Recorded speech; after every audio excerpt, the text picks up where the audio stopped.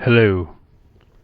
I'd like to welcome you to the Scary Summers YouTube channel. It is a strange twist of fate that you have found yourself here at this time.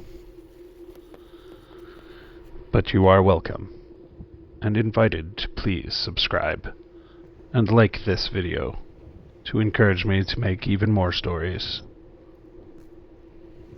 But let's get into it. Today's story is called My Nightmare Job.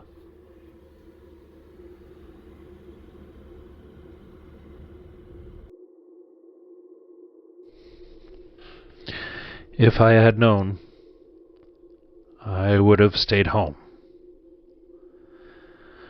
But this night was snowing, and I knew the boss would need me there to cover for the others who decided not to come in. You see, I wanted to make a good impression, since I was relatively new and wanted to stand out from the other new employees. So, I put on my big boy pants and left my apartment early to be at work on time in spite of the snow that was falling pretty heavily now. I've worked a lot of night jobs in my life and never really thought much of it. But for the first time, the feeling or spirit of the place was somehow menacing. I tried to ignore all of the stereotypically creepy things that, for some reason, this place had many. Like the half-lit neon lights that would flash in the puke green painted corridors, or the vending machine that would make an electrical hum so loud when dispensing you'd think it would stop working at any moment, just to name a few. Now, at night, there were only about 15 of us working, as most of the facility would close. Shipping and receiving would stay open, so that orders were out early and any missing materials were in before the new day began. Tonight, the boss was happy to see that I made it, as the other new employees didn't show up for work, as I expected. Even if he was happy, on a regular day you could never tell. So, for him to tell me was really strange. In fact, all of the employees seemed happier than usual. They tried not to show it when I'd come around, but I would catch them looking at me while they were talking and smiling with each other. Now, as the night progressed, it all just started to feel really weird. Like I was the subject of some joke that everyone was in on except me. Did I have food on my face? A kick me sign on my back? What? I couldn't figure it out, but I noticed that as time went by, the smiles stopped, but not the staring. That was starting to make me really uneasy, and I couldn't wait to finish the night. It was getting close to 3 a.m., which was my lunchtime, and I really was looking forward to the break, and a good smoke to calm my nerves. But, at the last minute, my boss asked me to do him a favor and get a box from a part of the facility that had closed for the night. Still trying to be a good employee, I reluctantly agreed. As I was walking to the exit of our work area, I noticed the other employees seemed pretty excited and weren't really working. It seemed like they were all wasted or possessed or something. And as I passed them, one by one, they started to follow me. After the first few guys, I thought that maybe there was a meeting or something going on. But once it seemed everyone was following me, and I was about to run for my life, I saw my boss ahead, by the door to the rest of the facility where I was going. I was relieved to see him and turned around to see if the others were still following me. They were. So I quickened my pace until I got to my boss and the door. It was a heavy fire door made of metal with rivets and rust, and made the most blood-curdling sound when opened. "Hi, boss," I said, but he responded with just a nod. The mood got awkward real quick, so I said, "Gonna get those boxes now," and hurried to get the door open. Once I passed through, it took a few seconds for my eyes to adjust. It was a corridor with the only light coming from a glowing red exit sign at the other end of the corridor. But no sooner than I could see, I fell forward onto the floor after receiving a swift and powerful kick from behind. Right to my ass. I'm not sure if it was my boss or one of the others, but it hurt like hell. And as I was picking myself up off the floor, is when the door slammed shut behind me. Seriously? WTF? I'd think that it was a practical joke or something, but it didn't fit my boss's character as far as I could tell, and I never even spoke to the others, so again, WTF? I turned around and immediately tried opening the door. Locked. So I turned back around and looked down that long, ominous hallway with the glowing exit sign at the other end. I was getting really scared now, as the shock began to wear off. It would seem that I have no choice but to start going down the hallway to try to get out.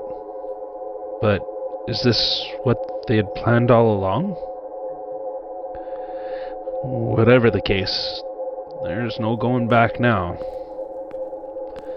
I began walking slowly. On either side of the corridor were 3 small offices with a glass wall to the corridor.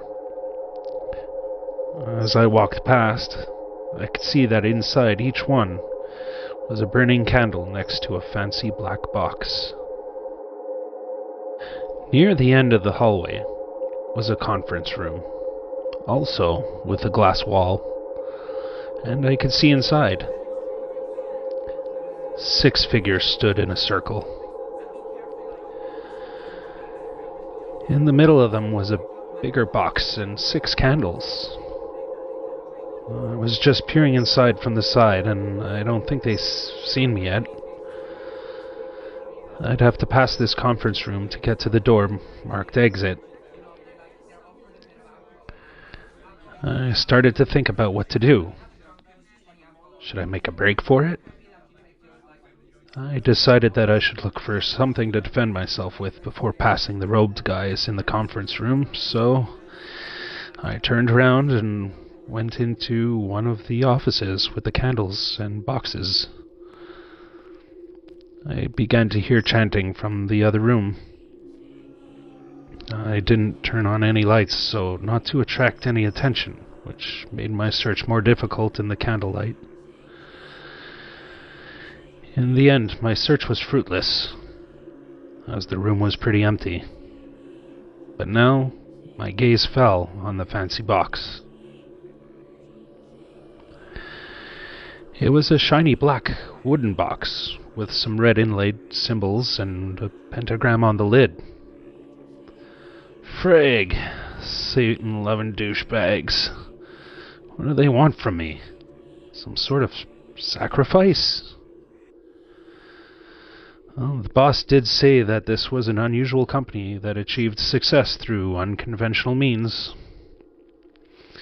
I was scared shitless with this box in front of me. I last hoped to find something, anything that might help me get out of this. So, I leaned forward and opened the box. Damn it! Just some salt and a silver dollar inside.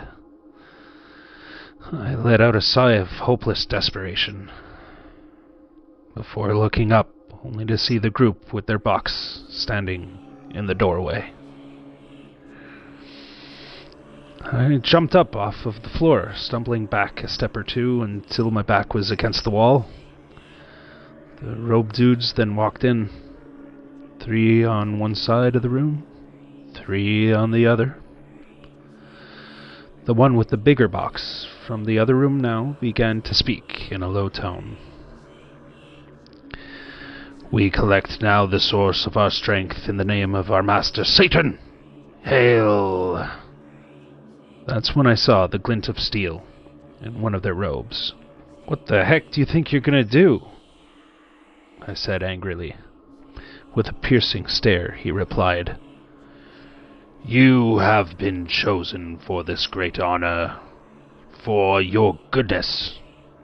Your blood in these boxes will ring like a bell through the ages, calling our fortune to manifest through time. We must begin now.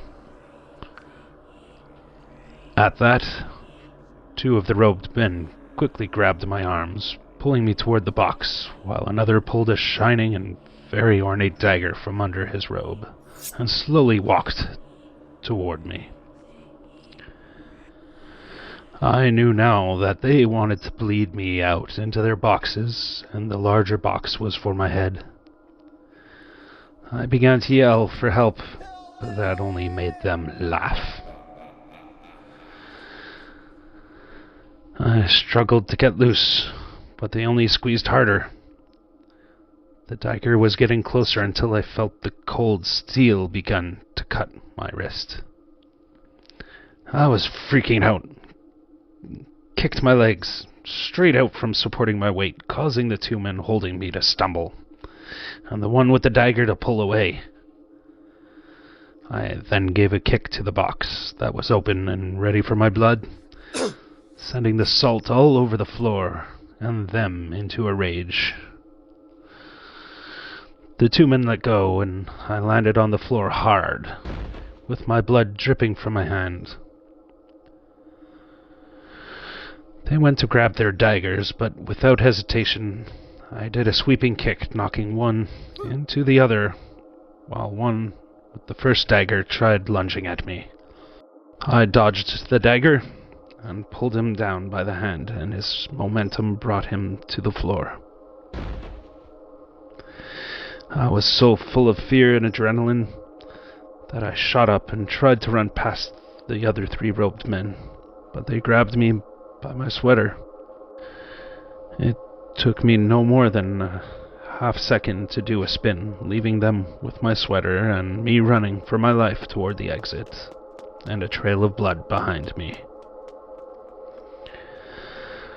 I made it to the door, pushed it open, and stumbled out into the cold night with its gently falling snow.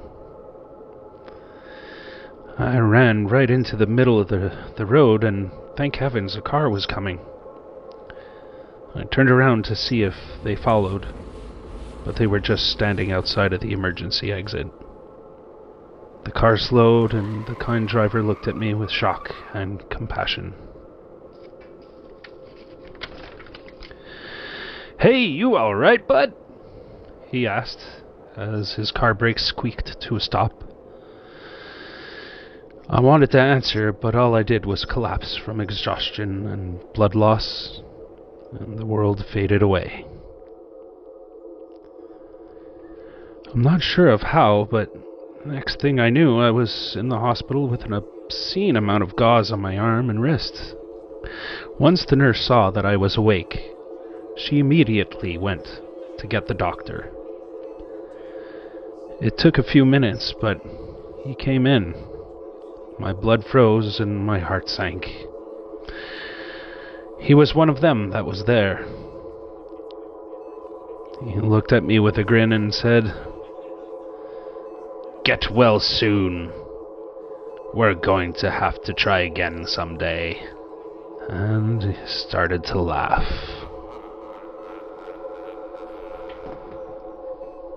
The end. Well, that's it for this time, friends. I hope you enjoyed it, and that it helped satisfy your need for dark entertainment. Anyway, we'll see you next time.